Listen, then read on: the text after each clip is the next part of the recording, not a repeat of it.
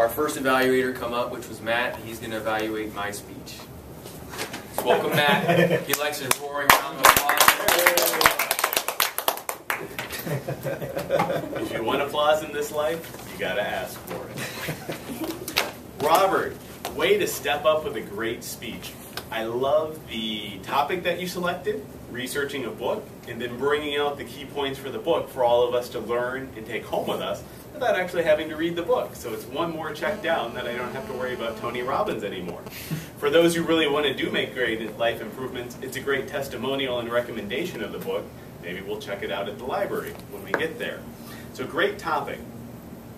Your preparation was well rehearsed and you were ready to go. Now the challenge in the speech becomes too much content. And this is a frequent issue with new Toastmasters because they don't know how much content do I need to fill 5 to 7 minutes. And the general rule of thumb is 3 points for about a minute each. Then you got a minute for your opening and a minute for your conclusion, and you got 5 minutes. And usually in there you tell a story, and that takes up another minute or two to help build an emotional connection. So with your 6 points, it became too much information. And I got the feeling from you while I was watching you, oh, I wrote this beautiful speech. I got to get through it all. Your opening was nice, had a nice question, but you didn't pause to let that question soak in. Everyone probably was thinking, what do I want to change in myself? But when you don't give them that pause to reflect on that and anchor that and bring that up, call it forward, bring it up and say, yeah, this is what I want to change, so they can apply your 6 points to it, they just keep listening to you and that goes away, and then they lose that connection. And that's the magic seed. When we give a speech, we want everyone to create a seed, paint a picture, and take that with them when they walk out the door, because that's what creates that change. How many people here wrote down all 6 points? How many people can tell me all 6 points from the speech? How many people here can tell me 1 point from the speech? How many people are on? How many people were awake during the speech? All right, we'll all be watching the video afterwards. Think of the positive. Think about the positive. All right, There you go. There you go. Sense. What was the theme of the speech? Steps to changing your life. How to change How your many life and steps? self-improvement. How many steps? All right, so I'm not doing this to make fun of you. I'm doing this to bring out a point that we never get to talk to our audience and say, what did you get out of my speech?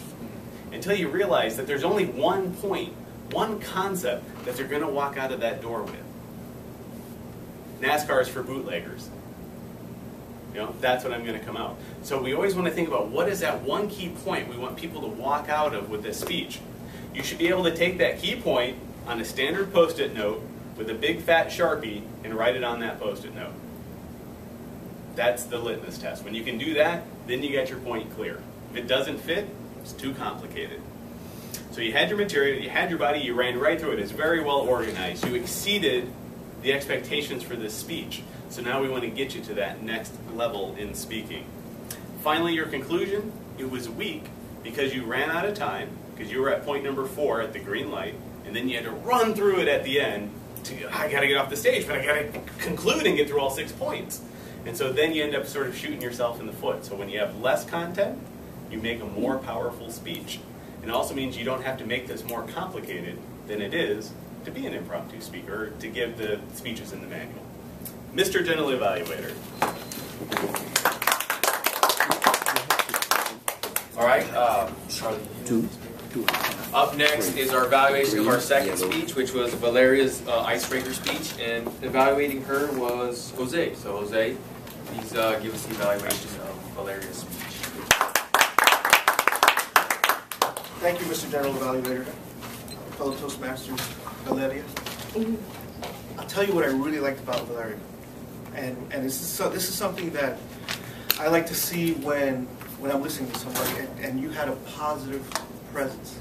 When I got up here, I could feel she was very positive about what she was going to talk about. So that was wonderful in the speech. You used very few filler words, if any. I'm not sure. I didn't hear any ums or ahs. I thought that was very good, and you were very paused.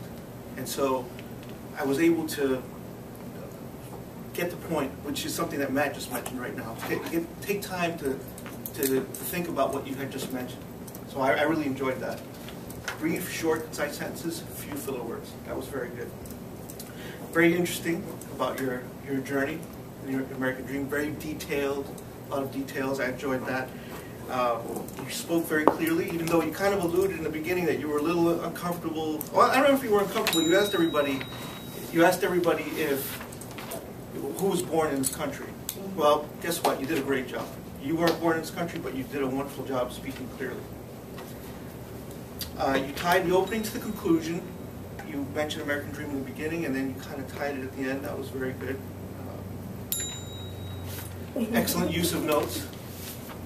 Excellent use of notes. You didn't focus on your notes. You focused on the audience. You glanced at your notes, which tells me that you were very well prepared. And overall, I thought it was just a very positive presentation. I thought you just had a really strong, positive presence, and it was an enjoyable speech. Little, I guess critique, which is I noticed that you just focused on one side of the room only, and I was going to recommend that you try to sweep the whole, just engage the whole audience. But overall, it was a wonderful speech.